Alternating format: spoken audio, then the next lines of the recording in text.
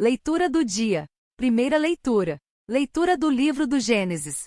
Naqueles dias o Senhor disse a Abrão: Sai da tua terra, da tua família e da casa do teu pai, e vai para a terra que eu te vou mostrar. Farei de ti um grande povo e te abençoarei, engrandecerei o teu nome, de modo que ele se torne uma bênção.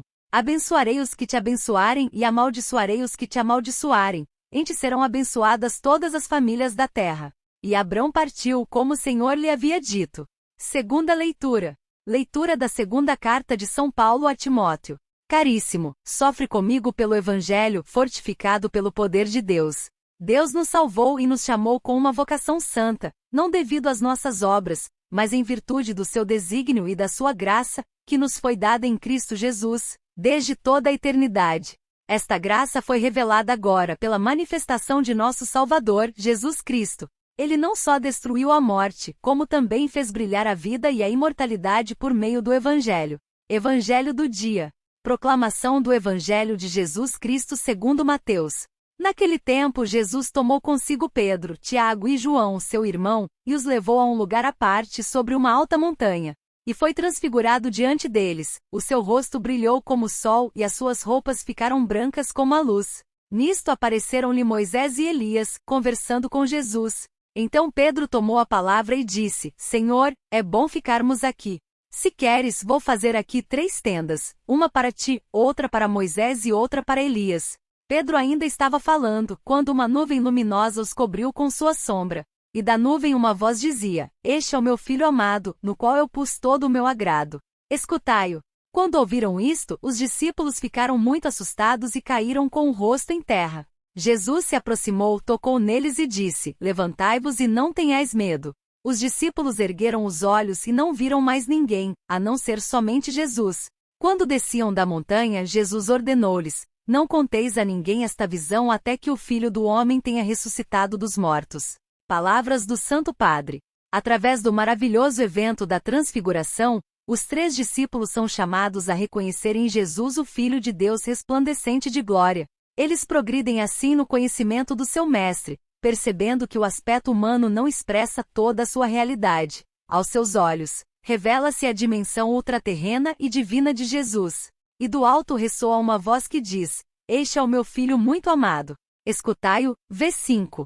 É o Pai Celeste que confirma a investidura, digamos assim, de Jesus já feita no dia do seu batismo no Jordão e convida os discípulos a ouvi-lo e a segui-lo. Jesus diz também a nós: Levantai-vos e não tenhais medo. Neste mundo, marcado pelo egoísmo e pela ganância, a luz de Deus é obscurecida pelas preocupações da vida diária. Dizemos muitas vezes: Não tenho tempo para rezar, sou incapaz de realizar um serviço na paróquia, de responder aos pedidos dos outros. Mas não devemos esquecer que o batismo que recebemos nos fez testemunhas, não pela nossa capacidade, mas pelo dom do Espírito. São Lúcio I, Papa. S. Lúcio I, Papa, Basílica de São Paolo Fuori Lemura. Eleito no ano 253, Lúcio foi forçado ao exílio. Retornando a Roma, opôs-se aos rigores dos hereges novatianos, que recusavam a readmissão na Igreja dos Relapsos, cristãos que adoravam os ídolos para evitar a perseguição. Lúcio estabeleceu sua reintegração na comunidade após práticas penitenciais. São Adriano Mártir. Nasceu perto de Rovigo em 309. Desde a sua juventude, comprometeu-se com a evangelização que o levou a Cesareia na Palestina, para ajudar as populações que sofriam de escassez e perseguições. Identificado, foi martirizado naquela cidade, junto com Santo Eubulo, durante o império de Diocleciano. São João José da Cruz, presbítero franciscano. Este sacerdote minuto da Ordem dos Frades Menores, que cresceu nas pegadas de São Pedro de Alcântara, teve, entre outros, o mérito de restaurar a disciplina religiosa em muitos conventos da região napolitana. Natural da ilha de Ischia, para onde voltou apenas 2 vezes, hoje é seu padroeiro, junto com Santa Restituta. João José da Cruz foi canonizado por Gregório XVI, em 1839, junto com Francisco de Jerônimo e Afonso Maria de Ligório, que o conheceram durante a sua vida e lhe pediram conselhos. Uma flor de bondade.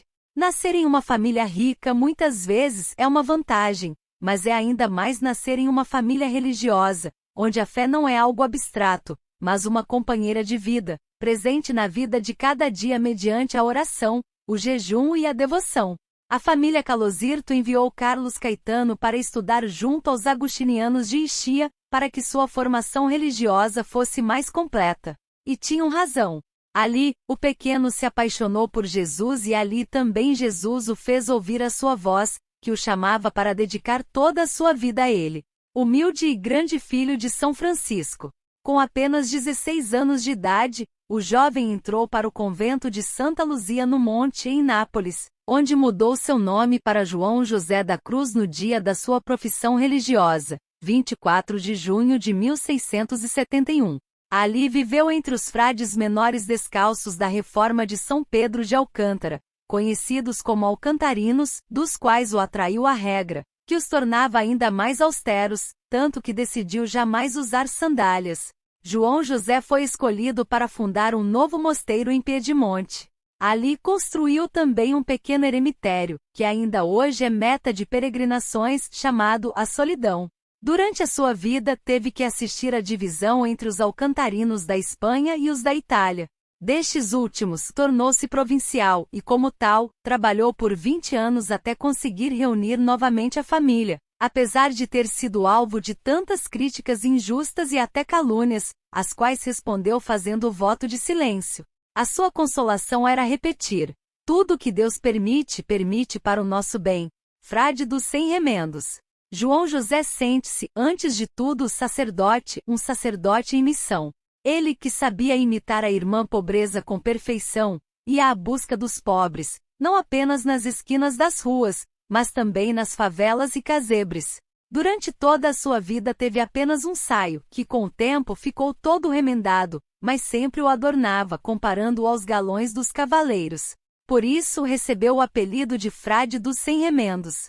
A este frade foram atribuídos também fenômenos que denotam o sopro particular da graça que o inspira: bilocações, profecias, perscrutar corações, levitações, curas milagrosas e até uma ressurreição.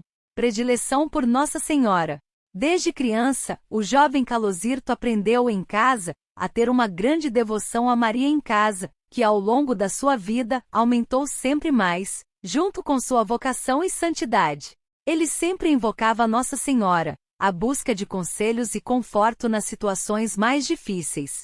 E ela, como mãe carinhosa e fiel, o cobria de carinho e às vezes, até lhe permitia fazer prodígios.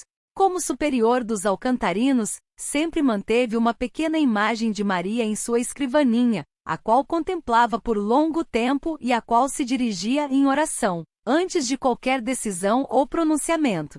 Ele não sabia viver sem ela, dizem seus biógrafos e muitos testemunhos dos frades, aos quais recomendava prestar homenagem a ela, pois dela receberiam consolação, ajuda e luz para resolver os problemas.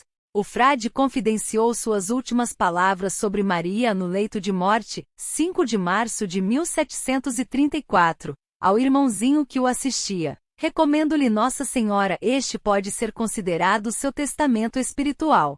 O santo é invocado, com esta oração, para obter forças nas provações. São João José da Cruz obtém-nos a sua alegria e serenidade nas doenças, como também nas provações, embora saibamos que o sofrimento é um grande dom de Deus, que deve ser oferecido com pureza ao Pai, sem ser perturbado pelas nossas reclamações. Seguindo seu exemplo, queremos suportar tudo com paciência, sem fazer pesar nossas dores sobre os outros. Pedimos ao Senhor a força e a Ele agradeçamos, não apenas quando nos proporciona alegria, mas também quando nos permite doenças e as diversas provações.